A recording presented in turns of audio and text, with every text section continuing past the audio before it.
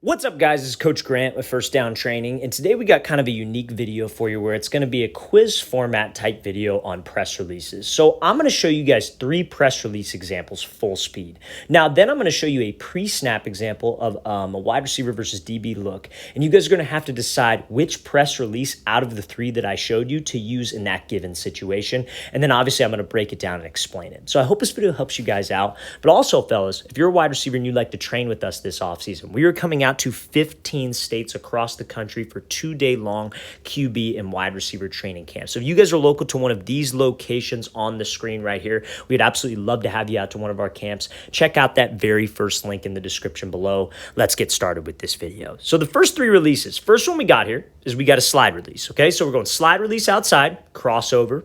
The next release we have is going to be this like hezzy crossover where you're closing distance, and then we have a diamond release where you're attacking the outside shoulder. So those 3 releases. So we got the slide, we got the hezzy crossover, and then we have the diamond release. Okay, those are the 3 that we're choosing from. Now, if I gave you this pre-snap look right here. So pre-snap, we got a DB who's lined up head up about 5 yards off, and we have to run a slant, and it is a quick slant. What release out of those 3 do you guys think you would choose? So you guys can go ahead and pause the video, think about what you want to do, and then we're going to break down the situation. So you guys can go ahead and pause the video.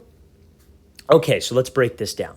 So if I got a DB who's head up 5 yards and I got to run a quick slant, why do you think a slide release would not work? So if you guys said slide release, you would be wrong. So why do you think the slide release wouldn't work? Because it takes too long. If you're running a quick 3-step slant, like I said, we cannot use that slide release and attack the outside shoulder and be here. 1, there's too much of a gap between us.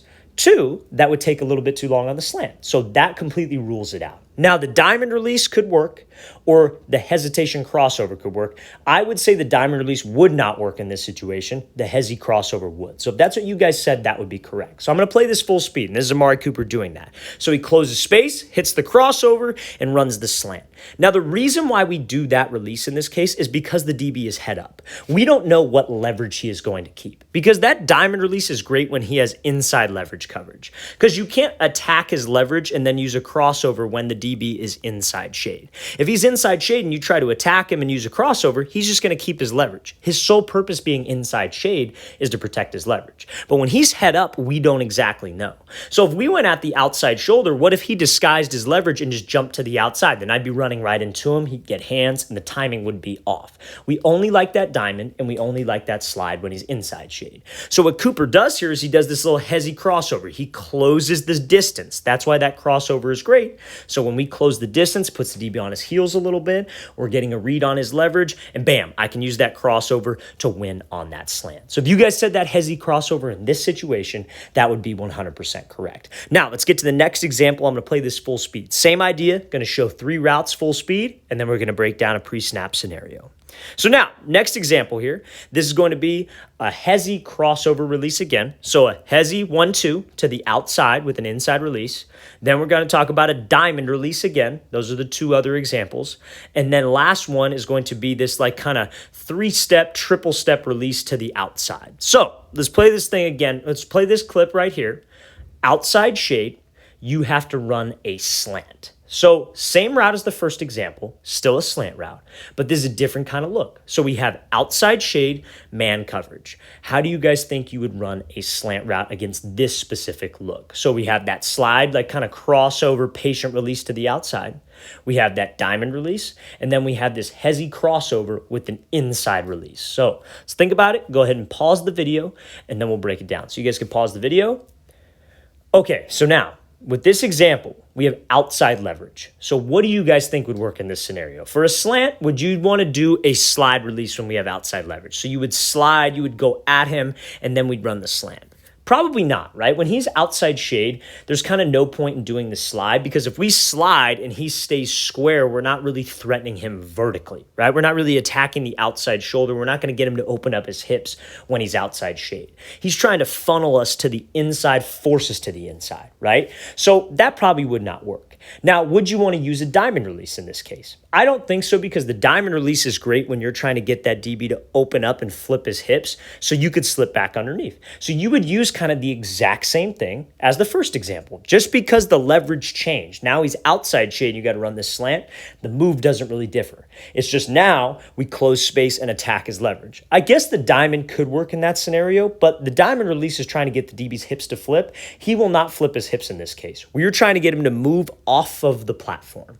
So let's watch Davante Adams do this right now. He hesitates, hits the crossover, and then he's able to run this slant. Because that hesitation move right there and that quick crossover can get that DB to jump, because he wants to keep his leverage. He doesn't want to open up his hips in this case. He's taught to stay patient and stay square for as long as possible. So that crossover can get him to stay square, but can get him to hesitate to the outside, and that's what can help me win back inside on this slant-specific route. So that is a great example here from Davante Adams using that crossover move. Let's play this again full speed, and then we're going to show one more example of 3 releases and when to choose from it. So this first example here, we call this release a dive release. Okay, so as Adam Thielen, doing a dive release inside, restacking over the top, running a dig.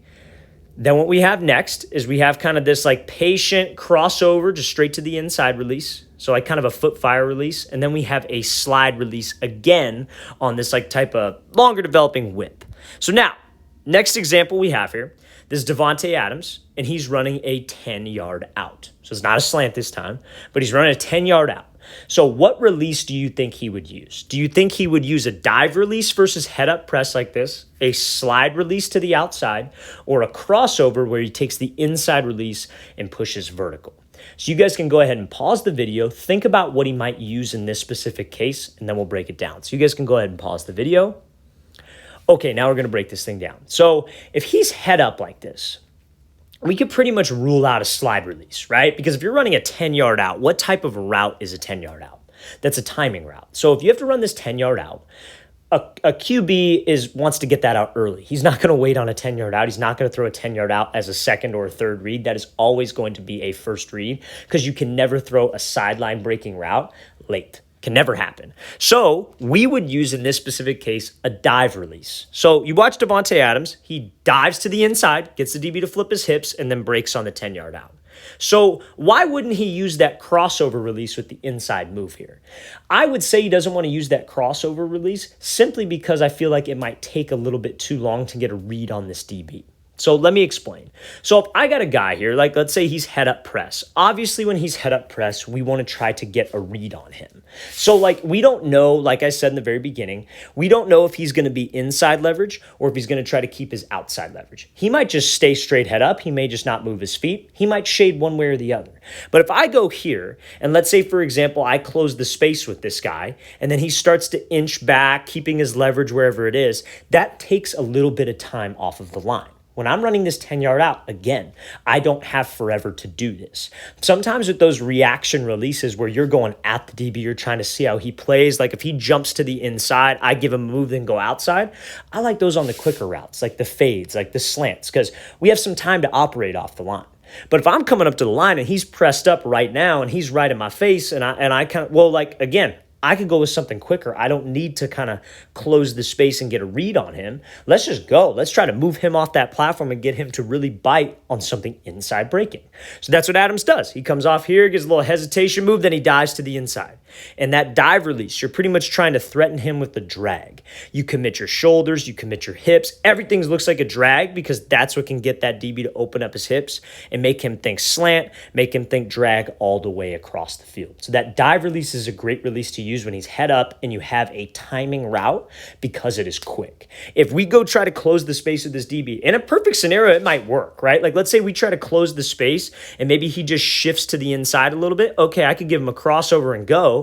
But if I try to close the space and be patient, and this DB is also patient, he starts inching back, kind of keeping range with you, trying to stay patient, and it takes me too long to get into his cushion, that might screw up the timing of the play. So it's got to be something quick, and we got to make sure we have a plan of reaction off the line. So let's play this again full speed. Great job by Adams, diving inside, getting the DB to flip his hips, and then breaking this thing right off. All right, fellas, I really want to thank you for watching. I really appreciate it. If you guys have any questions at all, please don't hesitate to leave those in the comment section below. We hope this video helped. I know it's kind of a change in pace of what we normally do, but I hope this kind of gave you some insight on how to approach things off the line, when to use certain releases, and how you could come up with that pre-snap plan. Now, I know a lot of those releases were similar, but that's sometimes how it is in football, fellas. Like, you can't come up to the line and have 80 different things on your mind. You got to focus on just 3 to 5 things that all look relatively similar that you can use against different looks that you see against press. So again, fellas, I hope this helped out. If you guys are local to one of these 15 states that we were traveling out to this offseason, we would love to have you out. We're coming to San Francisco, Orlando, New Orleans, Charlotte, Dallas, the DMV, St. Louis, Honolulu, Boston, Cleveland, Austin, Texas, Seattle, Newark, Denver, and Los Angeles. Check out that very first link in the description below. We'd love to have you out for 2 days, 8 hours of work. We're going to have DBs out there for one-on-ones as well. So very first link below, fellas. I'll see you guys next time.